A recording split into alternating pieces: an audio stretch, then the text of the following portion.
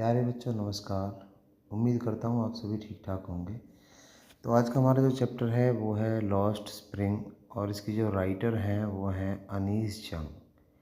तो ये बहुत ही बढ़िया चैप्टर है। इस चैप्टर के अंदर हम देखेंगे कि दो बच्चे हैं, एक मुकेश है, एक साहिब आलम है। तो पहले हम साहिब आलम के बारे में पता करेंगे। ये जो बच्चा है ये ढाका से आया है, बांग्लादेश से। तो कभी कभार इस बच्चे को इस चैप्टर के अंदर दिखाया गया है कि वो गोल्ड ढूंढता रहता है। हीप ऑफ गार्बेज, गार्बेज से, कचरे के ढेरों से गोल्ड का मतलब उनके लिए होता है। कभी कभार उनको 1-2 रुपये के नोट या 10 रुपये के नोट मिल जाते हैं। तो राइटर ऐसे लड़के से हर रोज़ मिलती है, वैसे उसका नाम पूछती है, वैसे देखती है। तो उससे कहती है कि तुम स्कूल क्यों नहीं जाते हो। तो वो बच्चा कहता है कि उसके नेबरहुड में कोई भी स्कूल नहीं है। इस पर जो राइटर है वो वहाँ पर उससे कोई प्रॉमिस नहीं करती है कि वो कोई स्कूल उनके लिए खोलेगी। और साहिब आलम के बारे में हम आगे और जानेंगे तो देखेंगे कि साहिब आलम, इसका नाम का मतलब होता है Lord of the universe. Lord of the universe मतलब भगवान, संसार का मालिक। तो यहाँ पर इस चैप्टर में इसका फुल नेम हम देखें तो इसका मतलब है साहिब आलम, जिसका मतलब लॉर्ड ऑफ द यूनिवर्स। और अगर इसको कोई भी देखेगा तो वो चौंक जाएगा कि इसका नाम, जिसका लॉर्ड ऑफ द यूनिवर्स है, वो क्या कर रहा है, नंगे पैर रह रहा है, यहाँ पर कचरा उठा रहा है। तो ये उसके नाम में एक आयरनी भी थी। तो बेयर फुट रैग पिकर्स यहाँ पर दिखाया गया, मतलब कि रैग पिकर्स नंगे पैर क्यों रहते हैं, इसके कई रीजन्स यहाँ पर देखेंगे हम। साहिब और उसके जो कंपेनियंस थे वो सभी नंगे पैर घूमते थे। क्यों घूमते थे? क्योंकि उनमें से कोई कहता है कि उसकी माँ उसके लिए चप्पल नहीं उतारती है सेल्फ से। कोई दूसरा कहता है कि उनकी जो चप्पल है वो मिस मैच है, वो मैच नहीं करते हैं। और जो और बच्चे होते हैं, कोई कुछ रीज़न देता है, कोई कुछ रीज़न देता है। और मेनली इनका रीज़न है कि ट्रेडिशन, ये वहाँ पर मानते हैं। अब यहाँ पर हम देखेंगे कि लॉस्ट स्प्रिंग के अंदर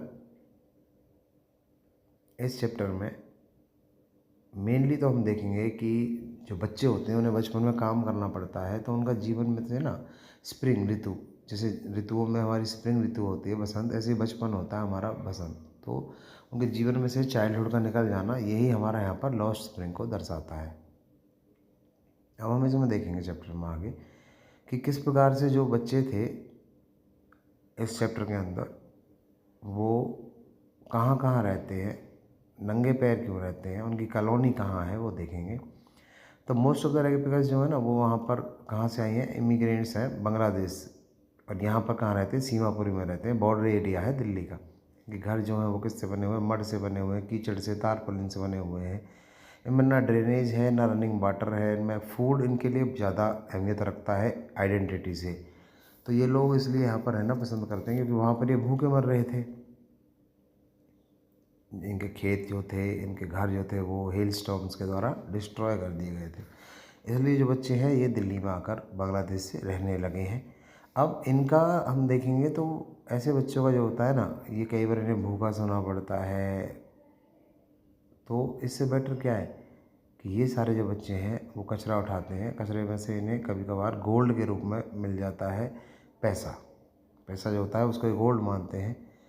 तो इनके लिए वो गोल्ड जो है रैप्ड इन वंडर है। ठीक है, यहाँ पर एक क्वेश्चन भी पूछ लेता है। तो लॉस्ट स्प्रिंग चैप्टर यही दिखाता है कि किस प्रकार से जो बच्चे हैं वो बच्चे बचपन में काम करते हैं। यहाँ पर तो साहिब को यहाँ पर दिखाया गया है। साहिब बड़ा आकर्षित था टेनिस शूज़ों के लिए, बट गरीब था, वो खरीद तो सकता नहीं था। उनके साइड में, उनके पड़ोस में एक टेनिस का क्लब था। तो वो उसे गेट से देखता रहता था। कभी कभार वो वहाँ पर झूलने चला जाता था। जो गार्ड था ना वो उसे अलाउ कर देता था झूलने के लिए। तो अब क्या हुआ कि उसे एक पेयर ऑफ शूज़ मिल जाता है। रिजेक्टेड होता है वो शूज़, टेनिस शूज़। एक लड़का उन्हें फेंक देता है, पैसे वाला लड़का। तो साहिब के लिए मानो कि उसका ड्रीम ट्रू हो गया था। उसे एक जूता मिल गया था, पेयर ऑफ शूज़। उसमें थोड़ा सा हॉल हो गया था, इसलिए उसे फेंक दिया गया था। मेन स्टोरी में मैं आपको बता रहा हूँ। तो साहिब की यहाँ पर जो रिस्पॉन्सिबिलिटीज़ हैं उनके बारे में बता रहा है यहाँ पर कि किस प्रकार से जो साहिब आलम था वो उसे बाद में एक जॉब मिल जाती है टी स्टॉल के ऊपर, जहाँ पर उसे 800 रुपये मिलते हैं और खाना मिलता है। परंतु फिर भी वो वहाँ पर खुश नहीं था। क्यों खुश नहीं था? क्योंकि उसे वहाँ पर जो कंटेनर थे, टीन के जो स्टील के कंटेनर थे दूध से भरे, उन्हें उठाकर इधर से उधर रखना पड़ता था। और वो उसे हैवी लग रहे थे उस प्लास्टिक के बैग से, जिसे वो कचरा उठाने के लिए अपने कंधे पर लेकर घूमता था। जिसमें थोड़ा बहुत कचरा होता था उसे वो लेकर अपने कंधे पर घूमता था। और दूसरा, वो अपना खुद का मालिक भी नहीं रह गया था, इसलिए भी साहिब वहाँ पर खुश नहीं था। तो साहिब क्यों खुश नहीं था? चाय की दुकान के ऊपर काम करके, आपने ध्यान रखना है। अब आते हैं मुकेश के बारे में। मुकेश का एक ड्रीम है, I want to drive a car. वो एक कार मैकेनिक बनना चाहता है। तो वो कहाँ रहता है? City of Firozabad. ये बेंगल्स के लिए मशहूर है, उत्तर प्रदेश के अंदर है। और मुकेश जो था वो अपना खुद का मालिक बनना चाहता है। तो यहाँ पर वो एक कार ड्राइव करना चाहता है। ये उसके लिए मानो कि एक धूमिल जैसा सपना था, जो उसे वो रेत में देख रहा था। अब हम आगे देखेंगे कि ये लोग कहाँ रहते हैं। फिरोज़ाबाद की डस्टी स्ट्रीट्स में रहते हैं। बेंगल चूड़ी बनाने का काम करते हैं। वहाँ पर इंडस्ट्री हैं बहुत सारी। इनके पास और कोई काम ही नहीं है चूड़ी बनाने के अलावा। अब चूड़ी बनाने के काम में बहुत गरीब हैं। सारे बच्चों को चाइल्ड लेबर करनी पड़ती है, बचपन से ही बच्चों को इसमें लगा दिया जाता है। तो हम देखेंगे कि बेंगल मेकिंग जो है वो फिरोज़ाबाद की जो तंग गलियाँ हैं, जो धूमिल गलियाँ हैं, उनमें क्या है कि जब वो उन कोठरियों में काम करते हैं छोटी, जो कि जिनमें टेम्परेचर ज़्यादा होता है, लाइट कम होती है, जिसके कारण उनकी जो आँखें हैं ना वो जवान होते होते ख़त्म हो जाती हैं। इनके घर इतना काम करने के बाद भी हाफ बिल्ट शेक है, पूरी तरह से बनी हुई झोपड़ी भी नहीं है। इनके जो पेरेंट्स हैं, ग्रैंड पेरेंट्स, सभी इसमें काम करते हैं। इनके एल्डर ब्रदर हैं, इनकी भाभी सभी इसमें काम करते हैं। तो बिलीफ इन डेस्टी, ये लोग भाग्य पर विश्वास करते हैं। ये लोग मानते हैं कि ये गॉड गिवन लाइनेज है, भगवान ने उनको दी है। उनकी जो ग्रैंड मदर है वो भी इसी में लगी रहती है, वो उसे अपना कर्म मानती है। उनके दादाजी भी इसी में है। तो वो सभी सोचते हैं कि हम एक चूड़ी बनाने वालों की कास्ट में हमने जन्म लिया है और हमारे लिए गॉड भगवान के द्वारा दी गई है, इसमें से हम कभी बाहर नहीं निकल सकते हैं। अब देखते हैं आगे कि इनके जो घर है, अब जहाँ पर ये काम करते हैं ना, वहाँ पर फ्लेम्स फ्लिंकरिंग करती हैं, ऑयल लैंप्स जले होते हैं। तो बॉयज़ जो गर्ल्स और उनके parents welding pieces of colours यहाँ पर दिखा रहा है, कह रहा है कि ये लोग वहाँ पर उन चूड़ियों को बनाते हैं, उनमें पॉलिशिंग करते हैं, उनको जोड़ते हैं, उनमें टाँके लगाते हैं। तो इनकी आँखें एडल्ट होते होते खो जाती हैं। सविता को दिखाया गया है, एक लड़की यहाँ पर है जो कि ग्लास मेकिंग में परफेक्ट है। वो चूड़ियों में टाँका लगाती है, सोल्डरिंग करती है, उसके हाथ मैकेनिकली घूमते हैं। यहाँ पर सविता को जो दिखाया गया है, बहुत तेज़ी से उसके हाथ चलते हैं। तो अचानक से वो सविता से मिलती है, तो उसे बात करती है, वो बताती है। तो यहाँ पर वो दिखाया गया है कि सविता को ये पता है कि भाई उसके हाथ मैकेनिकली काम करते हैं, पर जब वो एक ब्राइड बनेगी, दुल्हन बनेगी, तो तब उसे उसका असली पता चलेगा। अब dare not to raise the voice, यहाँ पर राइटर उनसे कहती है कि तुम लोग क्यों ना अपना वो एक कोऑपरेटिव बना लो। तो इस पर वो लोग क्या जवाब दें? तो जब राइटर उनसे कहती है कि तुम अपनी एक कोऑपरेटिव क्यों नहीं बना लेते हो, तो वो कोऑपरेटिव बनाने के लिए जो राइटर से कहते हैं कि हमें जो पॉलिटिशियंस हैं, ब्यूरोक्राफ्टर्स हैं, मिडिल मैन्स हैं, वो सभी हमें परेशान करेंगे, वो हमें जेल में डाल देंगे उठा करके। तो इस पर वो डरते हैं सभी लोग।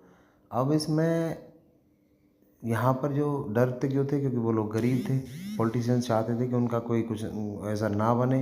अब जो मुकेश है वो चाहता है कि वो मोटर मैकेनिक बनना चाहता है, तो इसलिए वो क्या करता है मुकेश कि अपना गैरेज में जाता है, वहाँ काम सीखता है और एक फाइनली एक मोटर मैकेनिक बन जाता है वहाँ पर फिरोज़ाबाद के अंदर। तो इसके जो कुछ क्वेश्चंस हैं वो हम देखेंगे, एक्सट्रैक्ट बेस्ड क्वेश्चंस हैं यहाँ पर। इसमें हम देखेंगे साहिब आलम के बारे में कि यहाँ पर दिखा रहा है food is more important for survival than an identity. भोजन यहाँ पर ज़्यादा ज़रूरी है आइडेंटिटी से। If at the end of the day we can feed our families and go to bed without aching stomach. Aching होता है मतलब कि आपने स्टोमक एक पढ़ा है ना, तो खाली पेट, भूखे पेट अगर हम सोने के लिए जाते हैं, तो इससे बेटर है कि हम live there than in the field that gave us no grain. जहाँ पर जो फील्ड हमें कोई अनाज ना दे, उससे बेटर है कि हम कहीं और जाकर रहें। तो says a group of women in tattered saris, sari मतलब साड़ी यहाँ पर उसकी फटी हुई थी। When I ask them why they left their beautiful lands of green fields and rivers, जब मैंने उससे पूछा कि तुमने अपने रिवर्स और ग्रीन फील्ड्स क्यों छोड़ दिए, तो उसने कहा कि भूखे पेट सोने से बढ़िया तो ऐसी जगह को हम छोड़ दें। अब वो यहाँ पर कह रहा है आगे कि जो फील्ड्स और उनके जो खेत थे वो डिस्ट्रॉय कर दिए गए थे। Then becoming partners in survival and survival in Seemapuri. यहाँ पर कह रहा है कि सीमापुरी के अंदर चिल्ड्रंस जो थे वो grow up in them becoming partners in the survival and survival in Seemapuri means rag picking. और जो बच्चे थे वो उनके पार्टनर्स बने हुए थे और यहाँ पर सर्वाइवल क्या था, कचरा उठाने का, और कोई काम नहीं था। कभी कभार इन लोगों को यहाँ पर जो कचरे के ढेर में गोल्ड मिल जाता था, जैसे कि 1 रुपये का नोट, 2 रुपये का नोट। अब ए रूफ ओवर देयर ही heads even if it is leaking roof. अब वो कहते हैं कि कम से कम हमारे छत पे एक रूफ तो है, चाहे वो लीक कर रही है, but for the child it is even more. बच्चों के लिए बहुत ज़रूरी थी। इसके कुछ क्वेश्चन देखते हैं। यहाँ पर कह रहा है कि the phrase transit home refers to the dwelling that are. यहाँ पर जो ट्रांजिट होम्स एक फ्रेज दिया गया है, इसका मतलब क्या है, ट्रांजिट होम का मतलब है टेम्परेरी। अगला question, identify the figure of speech. Garbage to them is gold. उनके लिए जो गार्बेज है वो क्या है, गोल्ड के समान है। तो यहाँ पर अतिशयोक्ति अलंकार हाइपरबोले, यहाँ पर अतिशयोक्ति जो फिगर ऑफ स्पीच दिखाया गया है। नेक्स्ट क्वेश्चन देखेंगे, choose the term which best match the statement food is more important for survival than an identity. तो ये यहाँ पर इसका आंसर होगा necessity. Next one, what does require the proportion of a fine art means. यहाँ पर proportion of a fine art means इसका मतलब क्या है, तो यहाँ पर देखेंगे rag picking has attain the position of a skill. Rag picking यहाँ पर एक स्किल की तरह बन गई थी। नेक्स्ट क्वेश्चन देखते हैं, they left their beautiful land of green fields and rivers, who are they. They आखिर वो हैं कौन, दे कौन है, वही तो है जो रैग पिकर्स हैं, जो ढाका से आए हैं यहाँ पर। अगला क्वेश्चन देखते हैं, why does the writer says that garbage for the children of rag picking means much more than A means of survival. तो यहाँ पर क्यों कहता है गार्बेज उनके लिए ज़्यादा ज़रूरी है, गार्बेज जो कचरा उठाते थे वो चिल्ड्रंस रैग पिकर्स। तो garbage for the young rag pickers wrapped in the wonder sometime they discover, they find A rupees note और 10 रुपीज़ कॉइन वगैरह वगैरह उन्हें मिल जाता था, कभी 1 कभी 10। तो इस प्रकार से आपने जो है बाकी जो और हैं उन्हें आप कर लेंगे। एक मैंने बता दिया आपको। अगर आप आगे देखें तो यहाँ पर कह रहा है, if the end of the day we can feed our families and go to bed without an aching stomach. तो इनको आप खुद कर लेंगे। मैंने आपको एक करवा दिया है, इतना टाइम नहीं है, वीडियो बहुत लंबी हो जाएगी अगर मैं सारे के सारे आपको करवाऊँगा। तो इनके क्वेश्चंस और आंसर्स आप देख लेंगे, क्योंकि 6 नंबर में पूछ रहा है हर बारी। इनके क्वेश्चंस भी दिए गए हैं, साथ साथ इनके आंसर्स भी दिए गए हैं इसके अंदर सारे के सारे। ये आप देख लेंगे, क्वेश्चन नंबर 7 देख लेंगे, 6 देख लेंगे। तो बहुत ही अच्छा, बहुत इजी इनके आंसर्स क्वेश्चंस हैं। आगे जो क्वेश्चंस दिए गए हैं एक्सट्रैक्ट बेस्ड, ये सारे के सारे जो अभी तक हम पढ़ रहे थे एक्सट्रैक्ट बेस्ड क्वेश्चन है। इस प्रकार के क्वेश्चन को 6 नंबर में पूछता है, आपको 4-5 ऑप्शन दे देता है, उनमें से आपको राइट ऑप्शन को टिक करना होता है। तो यहाँ मेनली हमें समरी तो पढ़नी है, साथ साथ कुछ क्वेश्चंस बड़े और छोटे भी याद करने होते हैं। अब हमने एक्सट्रैक्ट फ्रॉम द टेक्स्ट कर लिया है, इसके बाद हम देखेंगे, अब हम वो क्वेश्चंस देखेंगे जो एनसीईआरटी बेस्ड हैं। आगे जो किस प्रकार से एनसीईआरटी हमसे क्वेश्चंस पूछती है। तो ये यहाँ पर तो हमारे अभी एक्सट्रैक्ट बेस्ड हम क्वेश्चन देख रहे थे, दोनों साइड में क्वेश्चन दिए गए हैं। तो वीडियो को थोड़ा छोटा करने के लिए मैंने पूरा पेज यहाँ पर आपके सामने डाला है। यहाँ पर कह रहा है कि इनमें से आपको ना मेन जो क्वेश्चन जिन पे भाई टिक लगा रहा हूँ मैं, या फिर जिन पे इंपॉर्टेंट लिखा हुआ है, वो आपने करने ही करने हैं। What is Saheb looking for the garbage dumps, where is he and where he has come. Saheb उसमें क्या देखता था गार्बेज डंप में, तो क्या कचरा उठा रहा था, कचरे में से कभी कभार 1 रुपये नोट, 5 रुपये नोट, 10 रुपये नोट देखता। तो कहाँ से आते हैं, 1971 में आती है साहिब की फैमिली ढाका से, बांग्लादेश से, क्योंकि उनके फील्ड्स वगैरह स्वेप्ट कर दिए गए थे। ठीक है, तो जो क्वेश्चंस पे मैं टिक लगा रहा हूँ उन्हें आप देख लेंगे, बहुत ज़्यादा इंपॉर्टेंट क्वेश्चन बनते हैं। और किसी भी क्वेश्चन पे, जैसे कि मान लीजिए किसी भी साल में कोई क्वेश्चन आया हुआ है, तो वो क्वेश्चन भी आप देख लेंगे। तो यहाँ पर मैं केवल इंपॉर्टेंट ही क्वेश्चन डाल रहा हूँ, ऐसा नहीं है कि सारे क्वेश्चन उठा के मैं यहाँ पर डाल रहा हूँ। इस Sahib happy working on the tea stall, नहीं था वो खुश, तो ये मोस्ट इम्पोर्टेंट क्वेश्चन बनता है भाई इसमें चैप्टर के अंदर। यहाँ पर हम देख रहे हैं कि जो साहिब है, साहिब के कैरेक्टर से कुछ क्वेश्चंस आए। अब मुकेश के कैरेक्टर से क्वेश्चंस देखेंगे। अब what makes the city of Firozabad famous, Firozabad city famous क्यों थी, चूड़ियों के लिए थी।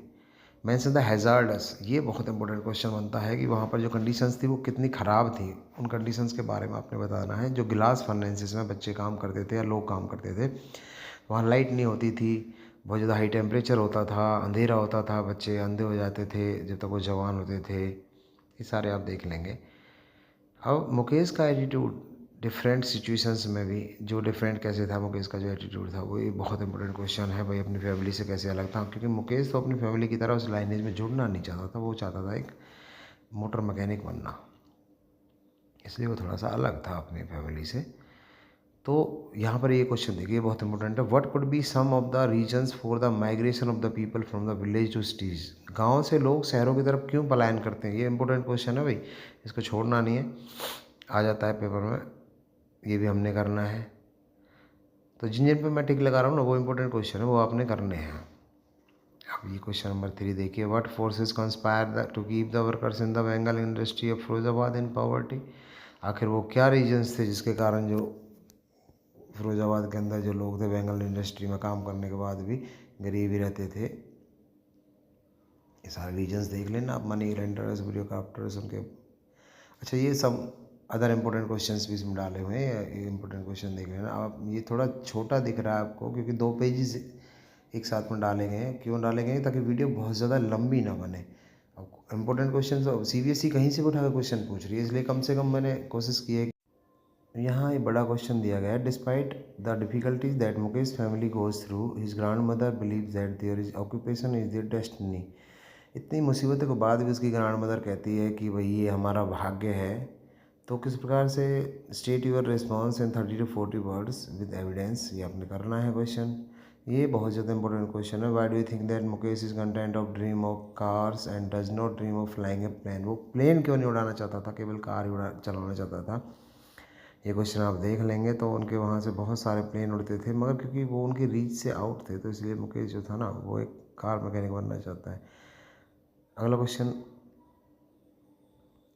यहाँ पर दिखा रहा है। Do you believe that God given lineage can be broken. जो भगवान के द्वारा दी गई लाइनेज है उसे तोड़ा जा सकता है। इसका आंसर आप देख लेंगे यहाँ पर। अब बहुत सारे क्वेश्चंस इंपॉर्टेंट बनते हैं, बड़े क्वेश्चंस हैं, 5 नंबर में पूछ लेता है इन क्वेश्चंस को। अब ये छोटा क्वेश्चन है। How are the Mukesh and Saheb different from each other. कैसे अलग अलग थे बताइए। आपको एक मालिक बनना चाहता था खुद का, एक खर्चा उठाना चाहता था। Describe the irony in Sahib से। साहिब के नाम में आयरनी सबसे ज़्यादा इंपॉर्टेंट इस चैप्टर का क्वेश्चन कई बार पूछा गया है कि उसके नाम में जो पीड़ा या दुख क्या था। साहिब आलम का नाम था Sahib Alam, lord of the universe, but वो he is a refugee from the Bangladesh and whose family had settled in Seemapuri and the fields were destroyed और he has to picking the rag to earn his livelihood. ये उसके irony थी, ठीक है। जिस question पर मैं टिक कर रहा हूँ वो क्वेश्चन आप कर लेंगे। Garbage mean to the children of Seemapuri, what did garbage mean and to their parents. उनके लिए गार्बेज का मतलब क्या था भाई। गार्बेज ही तो उनके लिए सब कुछ था। Wrapped in wonder, wrapped in wonder का मतलब है उनको बाहरों खजाना मिल गया हो। अभी 6 नंबर का क्वेश्चन हम देख लेंगे। 6 नंबर में, अब तो 5 नंबर में पूछता है, पहले 6 में पूछता था। 5 नंबर का क्वेश्चन देख लें। How does the story lost spring highlight the apathy of the society and those in power to end the vicious circle of poverty. Support your answer with the textual evidences. तो वो किस प्रकार से जो society के अंदर जो लोग होते हैं, जो पावर में लोग होते हैं, वो लोग गरीब लोगों के लिए किस प्रकार से एक मकड़ी के जाल की तरह एक विशेष वेब क्रिएट करते हैं जिसमें से वो लोग कभी भी बाहर निकल ही नहीं पाते हैं। इसका आंसर आपने देना है इस चैप्टर के आधार पर, लॉस्ट स्प्रिंग के आधार पर। ये क्वेश्चन आप पढ़ लेंगे भाई। 6 नंबर की दृष्टि से 5 नंबर की दृष्टि से बहुत इंपॉर्टेंट क्वेश्चन बनता है। पूरा क्वेश्चन आप देख लेंगे, लिख लेंगे। स्टोरी को 2 पार्ट्स में डिवाइड किया गया है यहाँ पर। जो स्टोरी है ना, एक तो वो गरीब लोगों के लिए है जैसे साहिब है, मुकेश है, और दूसरा पहला साहिब के पार्ट में किया गया है, फिर मुकेश के उसमें, दूसरा मुकेश के उसमें दिखाया गया है, बेंगल मेकिंग में दिखाया गया है। 2 पार्ट्स में दिखाया गया। दोनों पार्ट्स आप याद कर लेंगे ना तो पूरी स्टोरी, मतलब लगभग आप दोनों की समरी भी कर लेते हैं तो ये पूरी स्टोरी में से कोई भी क्वेश्चन आप नहीं छोड़ते हैं। तो मुकेश की समरी पढ़ लें और साहिब की समरी पढ़ लें, क्वेश्चन पढ़ लें किस प्रकार से दोनों एक दूसरे से डिफरेंट थे, तो काफ़ी क्वेश्चन आप इसमें कवर अप कर पाते हैं। तो यहाँ क्वेश्चन है, Mukesh is not like the others. Mukesh औरों की तरह नहीं था। His dream loom like a mirage amidst in the dust of the streets that fills his town Firozabad. उसका ड्रीम मानो कि सपने के समान था उस डस्ट में। तो ये आप देख लेंगे। Garbage to them is gold, how do the rag pickers of the Seemapuri survive. उनके लिए गार्बेज गोल्ड की तरह था। ये क्वेश्चन हम पहले डिस्कस कर चुके हैं, बट यहाँ 5 नंबर में है।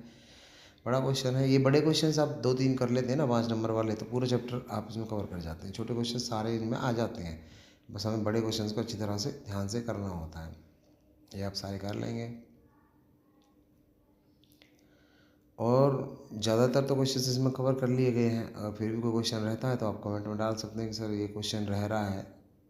हाँ, थोड़ा सा दिक्कत आपको आ सकती है कि थोड़े जो अक्षर हैं आपको थोड़े छोटे दिखाई देंगे। क्यों दिखाई देंगे छोटे? क्योंकि भाई वीडियो लंबी ना हो, इसीलिए बस। क्वेश्चन देखेंगे, describe the difficulty that Bengal makers face कर रहे थे, वो डिस्क्राइब करो। 7वां क्वेश्चन बहुत इंपॉर्टेंट है। इट इज़ द कर्म is destiny that makes Mukesh grandfather blind. किस प्रकार से उसके ब्लाइंड हो गए थे मुकेश के ग्रैंडफादर, वो अपना कर्म मानते थे। ये सारे क्वेश्चन इनमें आप कर लेंगे। बहुत अच्छे अच्छे क्वेश्चन इसमें डाले गए हैं। उम्मीद करता हूँ आप सभी को सारा चैप्टर समझ में आ गया होगा। तो अगर आपको चैप्टर समझ में आ गया है तो इस पहली बात तो ये सारे क्वेश्चन ना आप कॉपी में लिख रहे हैं, ऐसे नहीं हो कि आप बस पढ़ के छोड़ दें। कम से कम कुछ क्वेश्चन इसमें से कॉपी में आपने लिख लेने हैं। तो अगर आप लिखते हैं तो एक बार आप यहाँ पढ़ रहे हैं, एक बार आप लिखेंगे, एक बार उसे आप फिर से रिवीजन करेंगे तो आपके दिमाग में एक अच्छी तरह से चैप्टर पूरा का पूरा बैठ जाता है। तो सारे के सारे इंपॉर्टेंट क्वेश्चंस मैंने यहाँ पर डाल दिए हैं। और फिर भी अगर आपको कोई क्वेश्चन लगता है कि तो आप कमेंट में डाल सकते हैं क्वेश्चन के बारे में। हम कोशिश करेंगे उसे ये आगे से कोई क्वेश्चन ऐसा ना रहे, मगर मेनली सीबीएसई के बेस्ड पर, जो सीबीएसई जैसा पूछती है उसके आधार पर लगभग सारे के सारे क्वेश्चन इसमें डाल दिए गए हैं। बस अब आपको इसे पूरे को करना है अपनी फेयर नोटबुक पर। और अगर आपको समझ में आ रहा है तो share, like, comment. Thank you, goodbye, have a nice day.